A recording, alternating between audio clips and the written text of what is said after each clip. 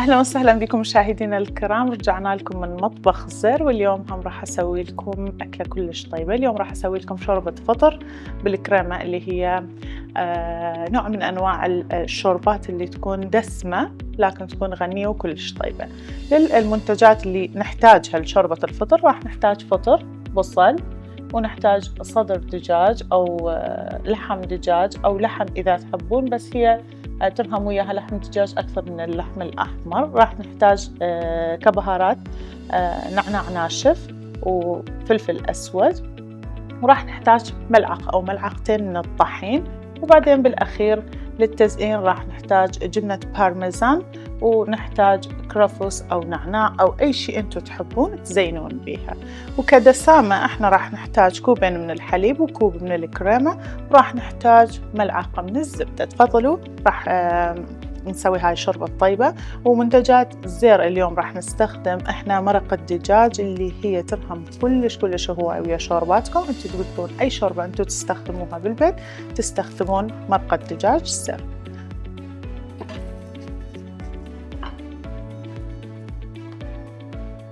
اول شي راح اجيب التختة واثرم البصل اللي عندي.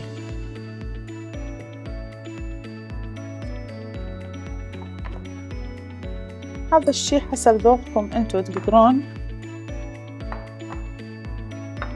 تثرمون البصل بيدكم وتقدرون تثرموها بالرندة او بالمبشرة.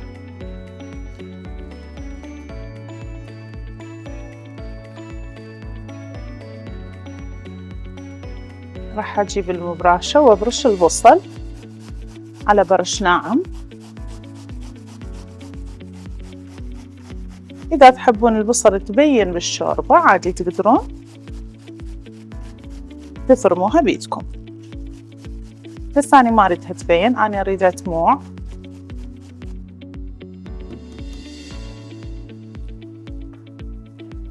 راح أجيب معلقة من الزبدة،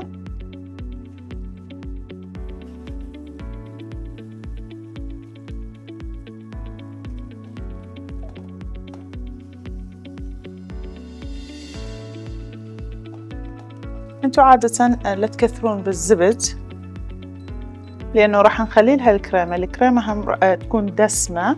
فبهاي الشوربات قللوا من الزبد أو قللوا من الدهن اللي تحمسون به.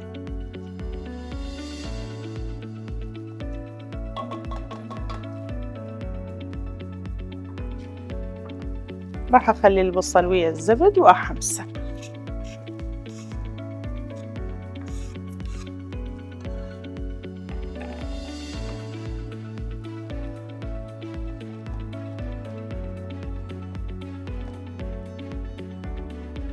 بين ما ينحمس البصل، ايش راح اسوي هنا؟ انا راح اثرم الفطر اللي عندي. عادة انتم الفطر بالبيت لا تغسلوه، يعني لا تخلوا له مي.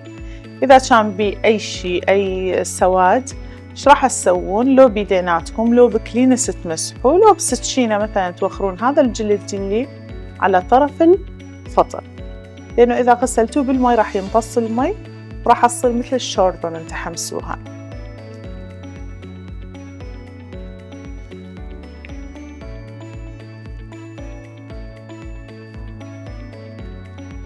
هيك الشي شوفوا.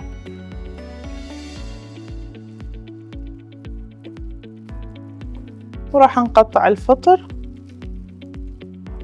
بهذا الشكل.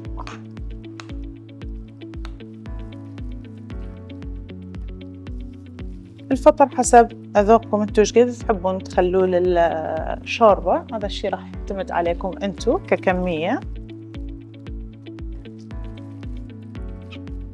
فأني هذا اللي خالته على الميز، يعني هذا الكمية راح يكون هواية، ما راح استخدمه كله.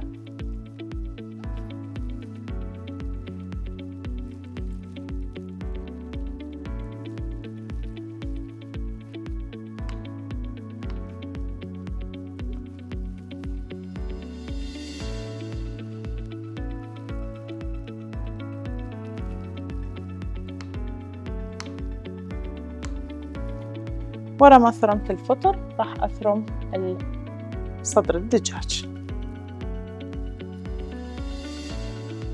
صدر الدجاج هم حسب ذوقكم، إذا تحبوها تكون القطع صغيرة أو كبيرة هذا راح يعتمد عليكم انتو كشوربة شلون تحبون الدجاج يكون بيها. أنا راح أقطعها قطع صغار.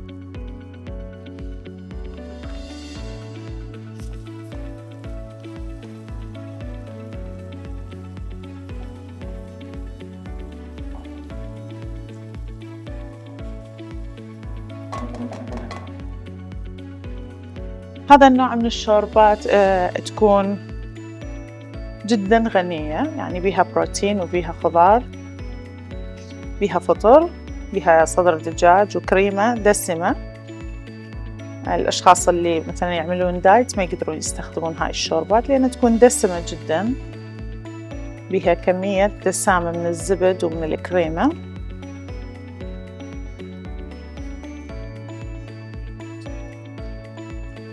مثل ما شفتوا هيك ثرمت الصدر الدجاج وراح أضيفه على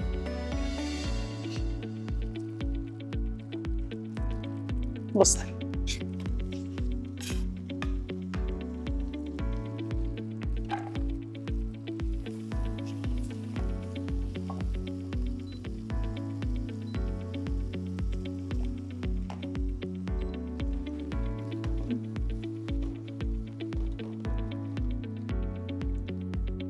راح أحمس الدجاج ويا البصل، وبعدين راح أضيف لها مرق دجاج زير. مثل ما قلت لكم مرق دجاج زير تقدرون تستخدموها بجميع شورباتكم، تعطيها نكهة كلش طيبة. حتى التمن تقدرون تخلوها بدال الملح، هم تعطيها نكهة كلش طيبة.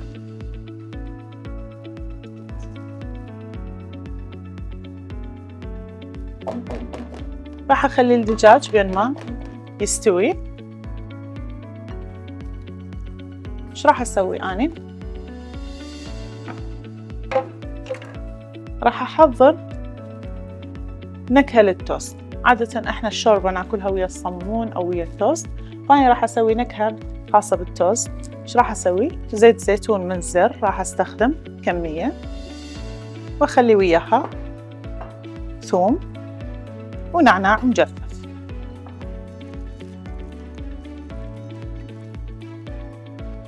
راح أخلي زيت زيتون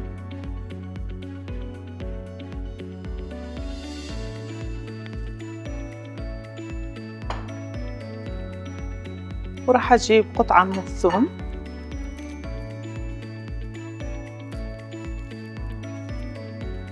الثوم يعتمد على ذوقكم انتم، اكو اشخاص ما يحبون الثوم فتقدرون ما تستخدمون الثوم عادي، تستغنون عنه. بس أنا أحب الثوم ويا التوست ويا الشوربة، تعطيها نكهة جدا مميزة.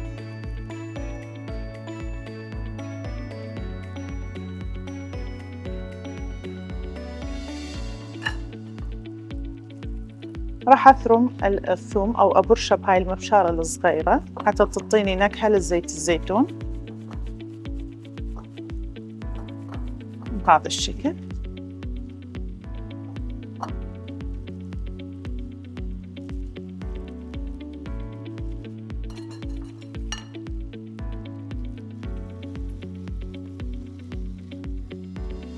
بعد ما شفنا الدجاج استوى بعدين راح نضيف لها الفطر، هم نقليهم سوا، بعدين نخليهم الطحين وباقي المواد اللي ذكرناها. راح اخلي شويه نعناع مجفف ويا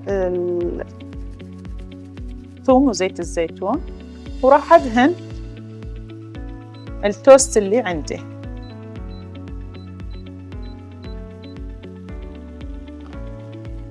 بهذا الشكل.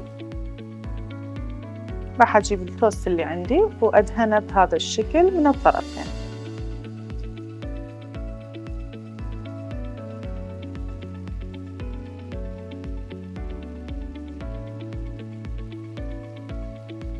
طبعا النكهات اللي تستخدموها للتوست عادي تقدرون مثلا تخلون زعتر، تقدرون تخلون كرفس بدال النعناع، بس أنا أحب أضيف لها النعناع لأنه هاي الشوربة اللي اليوم راح نسويها ترهم طعمها هواية ويا النعناع جاف.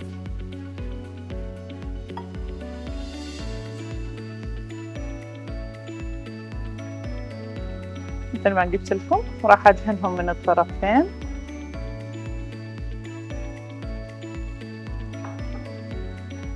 بهذا الشكل.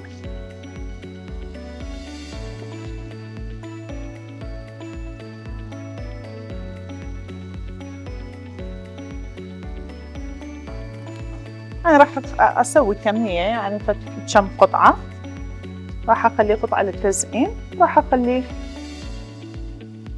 كم قطعة هم إضافات للي يحب مثلاً يأكلها واحد.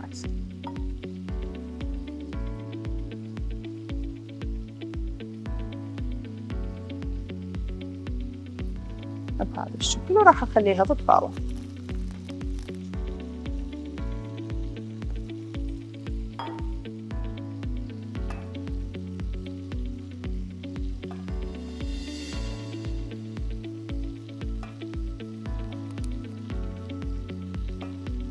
هسه مثل ما تشوفون الدجاج عندي استوى. إيش راح أسوي؟ راح أضيف الفطر اللي عندي وراح أقليهم سوا.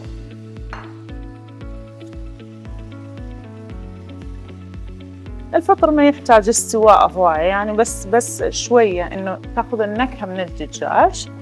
خلاص بعد ما يحتاج أضيف لها يعني أقليها هواية لأنه راح تستوي ويا الكريمة ويا الحليب.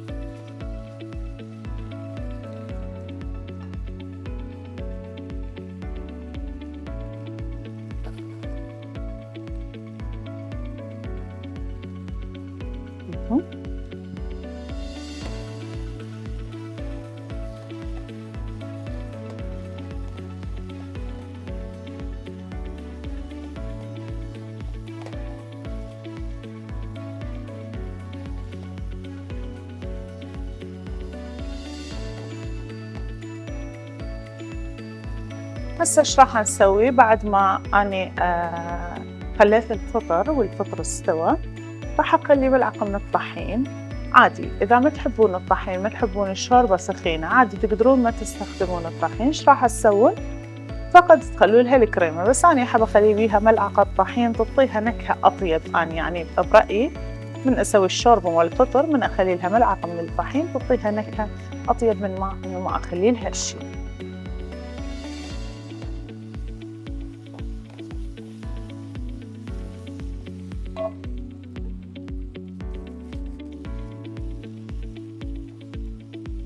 خلاص هسه مثل ما شفتوا حتى الطحين هم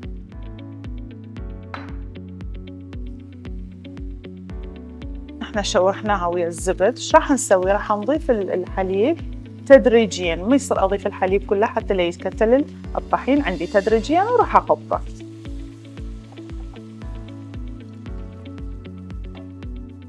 دائما من تسوون اي شي بيه طحين محموس مثلا لا تضيفوا له مي حار او حليب حار، لازم يكون الحليب اللي اضيفه يكون بارد، لازم الطحين العفو المي اللي اضيفه يكون بارد.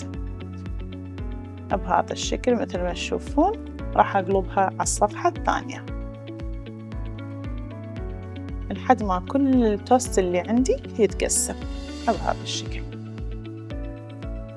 راح اخلي كلاس له حليب، واذا شفته يحتاج بعد كافي بعد ما اخلي له حليب راح اضيف له مي حار. خلاص اني بعد ما خليت الحليب البارد وراح التكتل مال الطحين فخلاص بعد ما يحتاج اي شيء.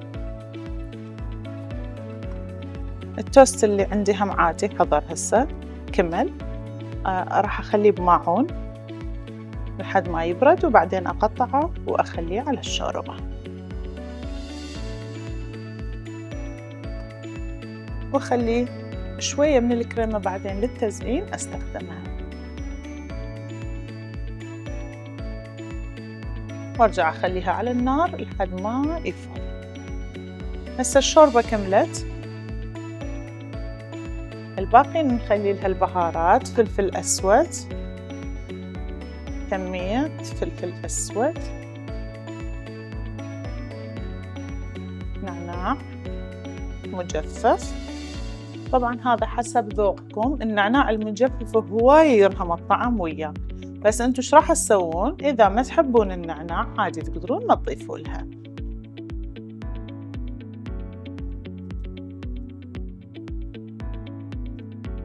هيجي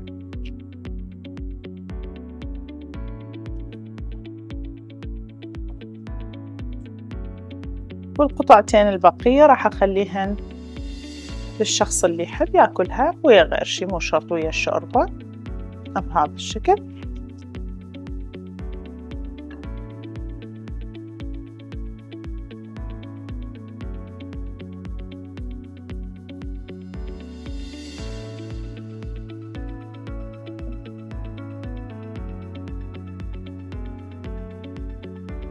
وأخلي عليها التوست بهذا الشكل. باقي عندنا اللمسة الأخيرة، راح نضيف لها جبنة بارميزان وشوية كريمة. جبنة البارميزان تعطيها نكهة جدا طيبة، وشوية كريمة إضافية بهذا الشكل كتزيين وكدسامة. هسه آخر لمسة عندي راح أضيف جبنة بارميزان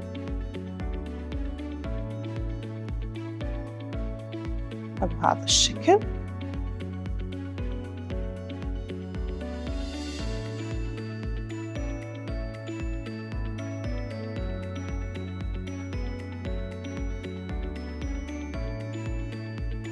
مشاهدينا الكرام، وهذه كانت شوربتنا أو طبختنا لليوم. أتمنى أن تنال إعجابكم.